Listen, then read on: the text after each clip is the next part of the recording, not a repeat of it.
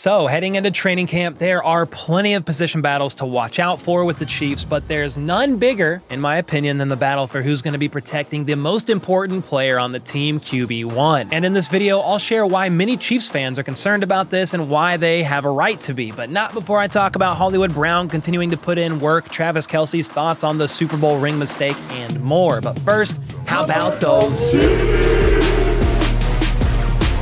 First up, Marquise Hollywood Brown released some more recent training footage, and man, first off, hats off to the cameraman for trying to chase him all around because that boy is fast. He's definitely gearing up for a breakout year, and as long as Hollywood stays healthy, I would be willing to put money down on it happening. Basically, 1,000+ yard season incoming. Another player who may not have a breakout season per se, but a guy I'm excited about returning with a vengeance is defensive end Charles Omenihu. He tore his ACL in the AFC Championship game against the Ravens, and as of today, I believe it is now 4 months post-surgery in his recovery. He shared a video of him continuing to rehab to get ready for the season, with a return expected sometime after the Chiefs' Week 6 bye. Don't know the exact date yet. He doesn't either. And then he shared this message with Chiefs Kingdom. Quote, "Trials haven't turned me cold. It's turned me into the most defined version that God intended me to be. So thank you to those tribulations. I can't wait for the world to see." And you know what they say, diamonds are created under pressure, and hopefully this will be just a minor bump in the road for Charles Omenihu as he looks back at the end of his career. All right, by now we are all well aware that the Chiefs' Super Bowl rings came with a very minor error on there, labeling the Dolphins as the 7th seed rather than the 6th seed on the inside of the ring where the finger goes. And in last week's video, I mentioned that the Chiefs made a multi-million-dollar mistake with these rings when you add up the cost of all of them, but I definitely underestimated how many rings were actually made, so the cost is way higher than that. Last year, they gave out around 700 rings, so I'm sure this year was a similar amount, and with the rings estimated at $40,000 each for the players and coaches, that adds up very quickly. Of course, not all of these rings are the fully decked out version once you get past the players and coaches, so some of them were probably not 40,000, maybe half that. Honestly, I have no idea, but not all 700 or 40,000. Either way, that's a lot of money on rings that have a mistake. And I was also curious, what do Chiefs players actually think about this mistake? Like, they got the ring, it looks awesome, there's an error on there. Do they really care? Well, Travis Kelce, he recently weighed in about this on his podcast with Jason, the New Heights podcast, and his mindset was probably the same as the average Chiefs player. I don't give a shit. Does anybody care? I like it that we didn't give a fuck about what seed Miami was in.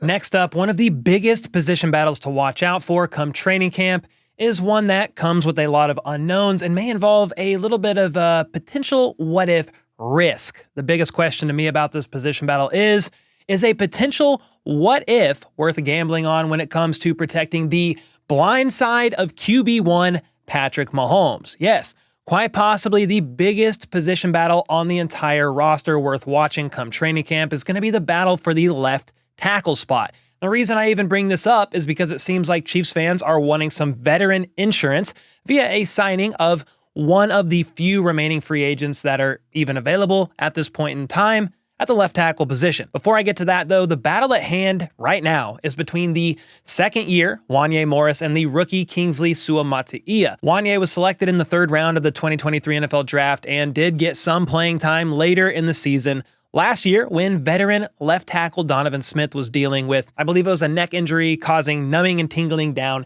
his arm. Wanya started in 4 games during that time, being in there for 340 snaps, showing some promise, but also going through some growing pains and struggling, which was to be expected. And in that 4-game stretch, Wanya gave up 24 pressures, 15 hurries, and 2 sacks, according to PFF.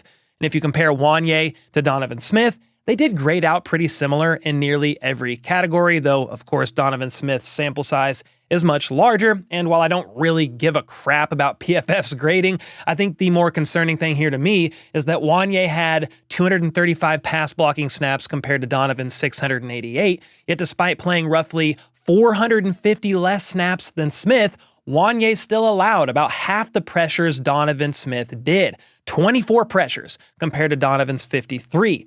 That means for every pass block snap played, Wanye allowed a pressure every 9.8 snaps, while Donovan allowed a pressure every 13. That's why there's some pause about Wanye getting that starting role this year, though I will say that starting experience was nothing but good for him. Sometimes the only way to learn and get better is to get thrown to the wolves, and Wanye came out better for it. So you have a 4-game sample size from Wanye, meanwhile a 0-game sample size at the professional level from Kingsley Suamataia. Kingsley was Dane Brugler's number 7 overall tackle in this year's draft, with the Chiefs taking him in the 2nd round. He started the last 2 years on the left side at BYU, but has double-digit starts on the right side as well. Brugler noted that Kingsley is nimble in pass protection with the strength to lock down rushers, but his timing, technique, and recognition skills remain immature. He lacks refinement in several areas, but his blend of size, mobility, and core power are the foundation of a scheme-diverse NFL starter, and I think that is what the Chiefs see in Kingsley. A young guy, he's only 21, who has the traits of becoming the starter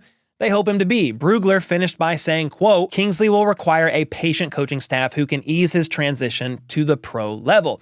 Well, the Chiefs do have an incredible O-line coach in Andy What the Heck. Then, of course, Andy Reid played offensive tackle in college. That's going to help Kingsley's growth and maturity for sure. But the last part of Dane's quote is the one to really watch. Quote, "A staff who can ease his transition to the pro level." Well, if he's going to be fighting to earn the starting left tackle role from the jump, and the battle right now is really only between him and Wanye, there's no time to ease this guy into the starting role. If he beats out Wanye, he's going to have to figure things out ASAP. Now, that's exactly why some Chiefs fans do not have complete confidence in the left tackle room when you look at this battle. You can argue that on offense, the left tackle spot is the 2nd most important position only behind the quarterback, and the main objective of the left tackle is to protect the blind side of the most important player out there. That's why other names are now being thrown into the hat to bring into this left tackle mix and raise the overall competition of the room. In fact, 32-year-old veteran David Bakhtiari is a name that has been tossed around recently, with Arrowhead Pride putting out a poll asking if Chiefs Kingdom would like to see the Chiefs sign left tackle Bakhtiari, and 71% of these votes, nearly 2,000 people, said yes, sign that man, please and thank you. And before I get into why signing him would personally make me nervous, David recently appeared on a podcast with Adam Schefter saying wherever he goes next, he wants to play with the next Super Bowl MVP. But when people do ask me, I do always tell them, like, I want to play with the next Super Bowl MVP.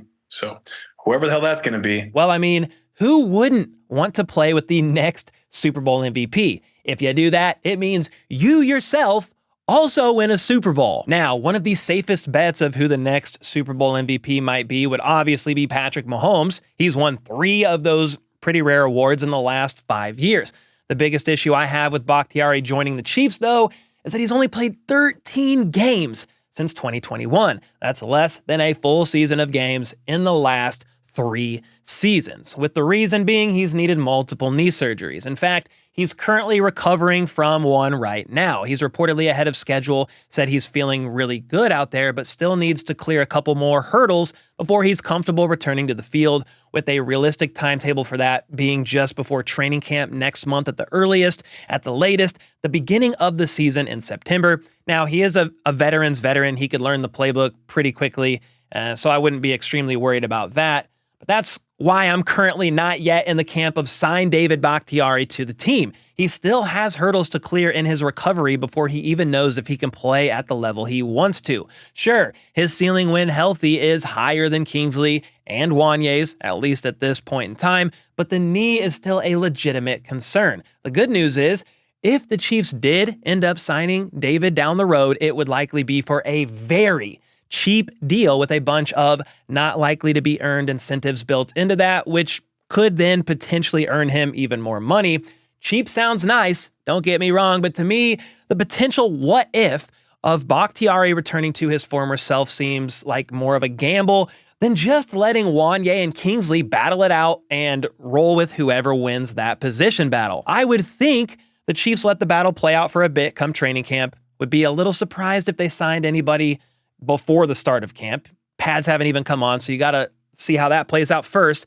Then, if they just aren't satisfied with the level of progression either player is showing, maybe they think, I don't know if they're truly ready, Then you add somebody like Donovan Smith, if he's still available. Smith is a serviceable left tackle that would at least raise the competition of the room, and if he doesn't somehow earn the starting role, that's a valuable person to have if either Kingsley or Wanye got injured. At least with Donovan, you know what you have in him as a starter. He played for the team last year, and that probably makes the most sense to me, but I'm curious as to what you guys think at this point in time. Are you in agreement with me? Let the young guys battle it out, and if they aren't impressing enough, sign a veteran like Donovan Smith to a one-year deal? Or do you think the Chiefs should just let the young guys get the growing pains out of the way and kind of be forced to figure it out no matter who wins it, Wanye or Kingsley? Then there's also the David Bakhtiari option, but I would think most of you, like me, have legitimate concerns about his knee, right? And while he'd be cheaper than Donovan Smith, I'm not sure the risk is currently worth it. Anyway, let me know your thoughts on the left tackle position in general and the battle come training camp in the comments down below. And until next time, let's go. Let's freaking go. How about those?